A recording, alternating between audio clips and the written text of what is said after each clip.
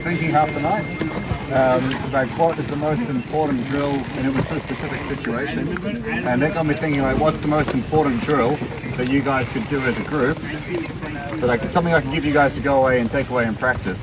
And I thought about it a lot, and this is what we're going to go through. This is the drill that I used to do almost every day after school.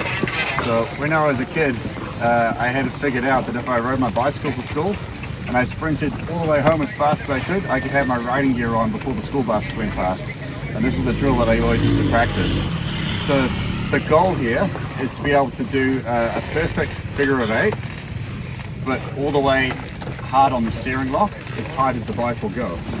So the main reason for doing this is it makes you really, it challenges and makes you improve on many core parts of off-road riding. So to do this properly, you need to be going slower than your bike will go in first gear. So to achieve that, we need to work on the clutch control and we need to work on the throttle control. We need to lean the motorcycle over. The motorbike will not turn, but straight up and down. So we need to use the correct body position to counterbalance the bike so that we can lean the bike over without losing the balance. So this is clutch control, throttle control, balance, body position, all many factors that we need for riding bikes off-road, all pushed into one exercise. In the early days, let me do my chat and then we'll do the questions. In the early days, you won't be able to hold it hard on the steering lock because our brains are calibrated to use the handlebars to create the balance. So who here struggles when we get into ruts? Yeah. So when we get into deep ruts, when we get into narrow ruts, we can't use our handlebars to create the balance. As soon as we do, the wheel starts hitting the edge and it pulls you over. Who here struggles in deep sand? Same thing, we can't use our handlebars for the balance in the deep sand. As we start doing that, the bike starts to, the wobble increases and increases. Who here struggles in mud? In the slippery clay? Same thing, if we start to use the handlebars too much, there's too much input in the front wheel and the front tire can't hold the balance, it can't hold the traction. So it's quite challenging, but we need to try and reprogram our brain to use our body, our hips, to create the balance, not the handlebars. When you truly get hard on the steering lock, that has to happen. And it's quite a reprogramming because we all learn to use our handlebars to create the balance when we start to ride a bicycle or a scooter or anything like that. And it's an easy thing to say, but it's a very hard thing to achieve. Like, okay, brain, no more of this. We're going to use these and the foot pegs. And I think over the years, I've been teaching this drill for, like, literally I started practicing it when I was 7 or 8 years old. I still practice it now, but over the years of teaching it, I've realized how important it is for all these different reasons. Cool? Yep. Okay, so the body position stuff to stop the bike falling over. I need someone to help me. Cool.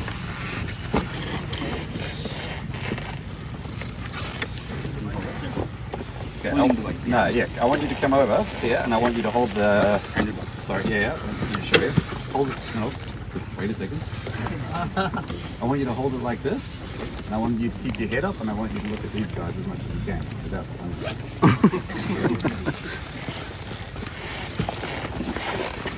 What's your name? Nitesh. Okay. So, I want you guys to imagine the amount of work that Nitesh has to put in to hold the motorbike, straight up and to hold the motorbike. It's the same amount of effort the tires have to put in to create the traction. So, at the moment, when the bike's straight up and down, it's easy for you, no problem, right? I go into my standing position, no problem, no change. Generally, when the bike's going straight, we don't lose traction that much. When we start to lean the bike over, this is when we reduce that traction. So let's lean the bike towards you a bit. Just go until you're comfortable, not too far, just working, working but not struggling. So, by moving through my hips, putting my weight on my outside foot peg, and keeping my head outside of the tire, the front tire, this is how I can lean the bike over underneath me and still keep the weight central to the tires. This is really crucial for your cornering for traction, but in this low speed situation, it's all about the counterbalance to stop the bike falling over. If I push my head to my hips to the outside, but I bring my head more central on the bike, not so cool, right? I bring my head back, same thing in the corners. So on day one, when we had those loose, slippery corners, me doing this will equate to the front tire sliding out. In this situation, me doing this is going to make the bike fall over. Cool? Really important here is always in off-road is your elbows. So go that way a little bit. So you're working a little harder. If I drop my inside elbow, watch his face. Sorry, sad face, happy face, sad face, happy face. So it's just a subtle thing, but as you drop your as you drop your elbow, your shoulder falls in slightly, your head falls in slightly, you'll weight the inside edge of the tire rather than the outside. In this situation, the bike's going to want to fall over. On day one situation, the front tire is going to want to slide. So it's so important that we keep that wide position the whole time, mainly just so that we can keep control of the upper body and keep the head in the right place. A really important thing to remember is your hips and your foot peg look after the back tire, your head looks after the front tire. Make sense? Yeah. Cool. So yeah, so the body position for this is, wants to be in here, leaning a little bit, yeah. So all my weight's going to be on my outside foot peg. I'm pushing slightly with my knee, so you can see, unfortunately for Katie, I've pulled the stickers off already in toothpaste. Sorry guys. And then that head should be out over that contact pad for the tire. Cool? You're excused. Thank you for your help. Good work. So that's the body position side of it.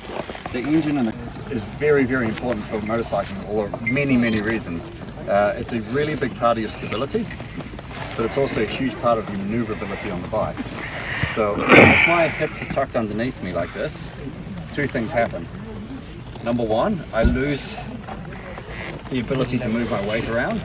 And the second one is I have to go and buy some handlebar risers. Because at the moment, instead of using my hips, I'm using my spine. It's making it really hard on my neck. Katie, I'm gonna fuck this up, the bar's too low. I get some bar risers. Wonderful. Now my hips can come in even further underneath me, and it's almost impossible for me to move my weight around the bike properly while still holding on through my knees. As soon as I get that more hinge going through my hips, that unlocks the hips so that we can use our body correctly, and all of a sudden, KTM didn't screw it up, they put the handlebars in the right place. So the main thing with bar risers on most bikes, guys with the previous generation 390s, there's an exception to this rule, right? Generally, as the bars get higher, the body position gets worse. Cool? So this technique's not going to work. You're not going to be able to articulate your body far enough if your hips are tucked underneath you. You shouldn't ride your bike like you're a scared dog. You should ride your bike like something else. I don't know why you guys are laughing. Cool? Okay, I'm going to go and try and demonstrate this in here for a bit, and I'll try and shout to you guys as we're doing it, as I'm explaining it. Chris, I had one question about what you said earlier. So you said that when we are doing the figure of 8 drill, the bike has to go slower than it would go in the first gear. Now my question is, I have been doing this drill for a while in my parking, so it's not an off-road, but our bike can sort of crawl if you let go of the clutch in first gear. Yeah. And that's how I've been practicing it. So you mean to say I have to do it slower with clutch control? Yeah, so there's two ways of answering that. Either you're not doing it properly, and you're not truly on the steering lock, you may be just bouncing off it, or the other option is you're much better at it than I am. I'm not saying it is. It could be either. There's a big difference between being near the steering lock and being actually on the steering lock. Yeah.